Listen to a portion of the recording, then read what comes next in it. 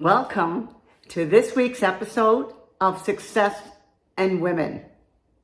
You know that everybody has a story, and sometimes that story is what's going to make us or break us. Now, you know, a lot of times you'll hear people say, fake it till you make it. Well, those people are telling themselves a story that they're already successful. And there's nothing wrong with that, because you keep working and doing all the right things, and all of a sudden you're actually making it on your own, whatever that is. If you're learning a new job, a new trade, could even be in a relationship, being a different person. Not that you want to change who you are, but I remember a situation many years ago. One of my friends, her sister's friend, started dating a gentleman, and all of a sudden, my friend's sister said, she's not the same person anymore. But what was really happening is that she never got exposed to a lot of things that this new boyfriend was actually introducing her to. She had never gone hiking. She really wasn't a world traveler. She didn't really do a whole lot. She stayed close to home. She worked, went to the gym. You know, the normal things that people do on a day-to-day basis. And my sister's friend thought all of a sudden she was losing her friend because she thought her friend was becoming somebody she really wasn't. But really, she was just going along and liking the idea of trying a lot of new things that she would never have done. But even when you get a job, a lot of times people have exaggerated their resumes, maybe to get a certain position.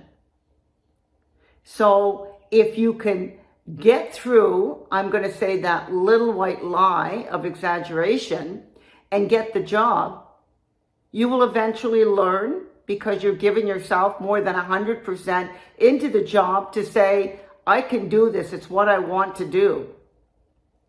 But sometimes, ladies, you're telling yourself a story. Again, I said in the beginning, we all have a story. But what's your story? And what you might consider doing is actually writing down on a piece of paper what you think your story is. And then on another piece of paper, write down what you would like your story to be. Because maybe if you don't have, or you're not doing, or whatever it is that's holding you back, it could be because you're telling yourself a story that you're not worthy. Where did you get that from? You know, you could compare yourself to other people, maybe growing up. But again, a lot of people look at the other side and say, oh, they've got the life. Maybe they had less kids, and so they got, newer clothes, and maybe you had hand-me-downs or whatever. But nobody knows what's going on behind closed doors.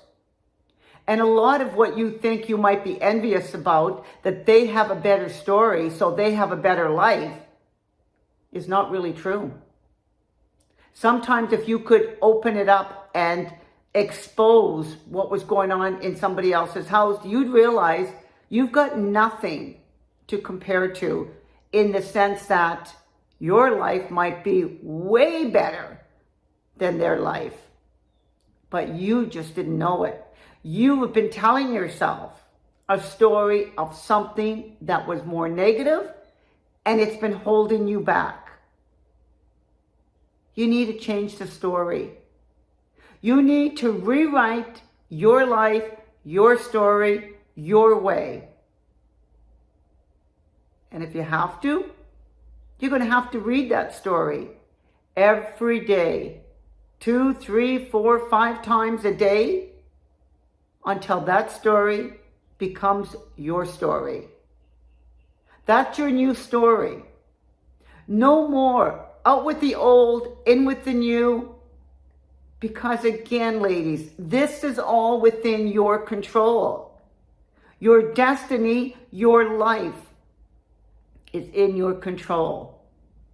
And speaking of in control, sometimes, especially if you're a mother or if you have younger siblings, you might think that you can control everybody else. But let me tell you, everybody has to design their own story. Everybody has to learn from their mistakes. And sometimes you want to save your children from themselves, but what you're doing is hurting them. You're hurting them from what their real story is. And as your kids become older, if they have not had the opportunity to make decisions, you're still trying to control and tell them what they should be doing. I heard recently about this lady that had been very miserable and crabby and irritable, and no matter when you talked to her, she just wasn't a happy lady. Not at all. But what was happening that people didn't realize is that she felt a big burden because she felt she needed to take care of everybody. Everybody in the family relied on her. And she had so much of the weight on her shoulders that she was always miserable because she just couldn't stop solving everybody else's problems. And then one day, somebody told her, let it go. Let your children, your spouse, your co-workers, let it go. Stop trying to control everybody and every situation. And you know, eventually, it was really kind of funny because she started to say, when somebody would bring a problem to her, oh, okay, that's fine. Then this is what you might want to do, and then figure out how you're going to pay for it if it was an accident, or if you lost your job, or if you had to move, whatever the situation was. She would let them try to figure it out. All of a sudden, she became a much happier person. But those around her thought that she was going through a crisis, that she was having a mental breakdown because all of a sudden she didn't care anymore. And it's not like she didn't care, but she didn't care to make decisions for adults any longer. She said, why should I? They're all emotionally and intellectually capable of making their own decisions, their own choices, and solving their own problems. Do you ever feel that sometimes you just take on the world and you never stop and think, why am I doing that?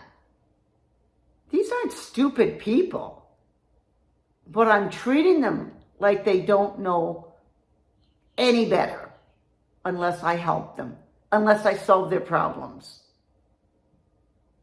And come on, ladies. I'm sure you have enough on your own plate to deal with your own life. And besides the fact that all of these problems constantly being thrown at her was making her irritable and miserable, one of the things that she forgot to do in life was laugh.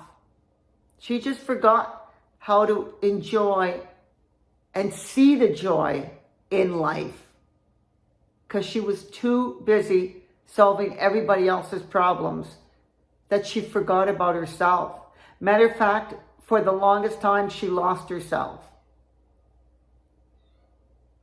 What story are you living and are you believing?